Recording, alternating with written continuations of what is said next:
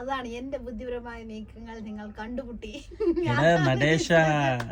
അതാണ് ഞാൻ ആ നെഗറ്റീവ് ഞാൻ എന്റെ രീതിയിൽ നെഗറ്റീവ് ഇടുന്ന ആൾക്കാർ അവിടെ നെഗറ്റീവ്, ഞാൻ എന്റെ രീതിയിൽ അത് പോസിറ്റീവായി എടുത്ത് ഞാൻ എന്റെ ബിസിനസ് വളർത്തുന്നത്. അത് എന്റെ ബുദ്ധി അല്ലെങ്കിൽ എന്റെ ശൈലി. അങ്ങനെ ഇതിനും താഴെ വന്നിട്ട് കുറെ ആൾക്കാർ നെഗറ്റീവ് ഇടും, ഇട്ടോട്ടെ, എനിക്ക് കുഴപ്പമില്ല. പക്ഷെ ഞാൻ തളരില്ല.